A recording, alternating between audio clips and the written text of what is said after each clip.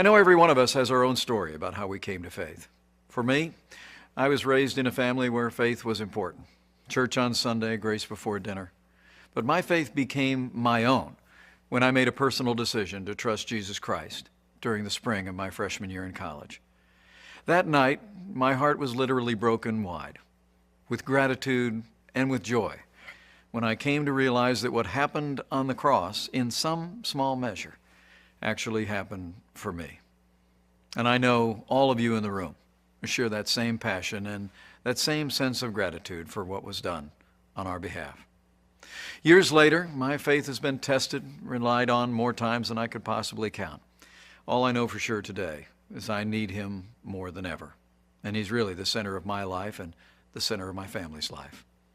You know, God's love really eclipses our failings, and as always, He's been a source of renewal and strengthening for this nation and for people of faith throughout our history.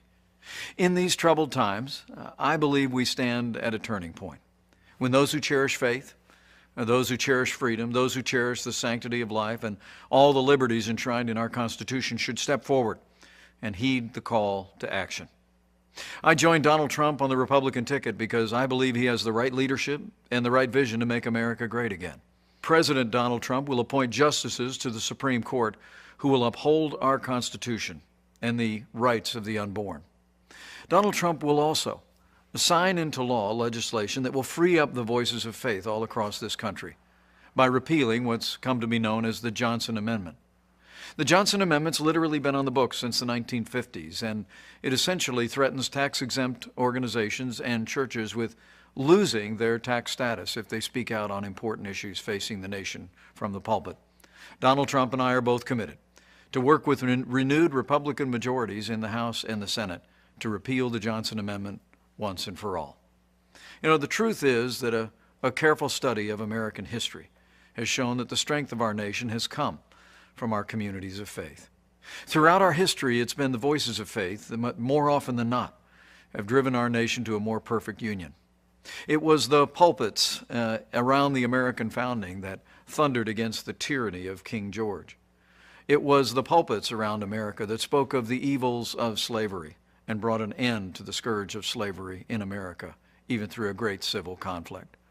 And it was voices of faith and communities of faith that transformed our nation through the civil rights movement in our own lifetime, and we're a better nation for it. Pray for our country. But as you do so, please pray as Lincoln said was his prayer. Not so much that God would be on our side, but that we would be, in his words, on God's side. Because I truly do believe in my heart of hearts that what's been true for millennia is still true today. That if his people, who are called by his name, will humble themselves and pray, he'll again do as he's always done throughout the storied history of this nation. He'll hear from heaven, and he'll heal our land. This one nation, under God, indivisible, with liberty and justice for all.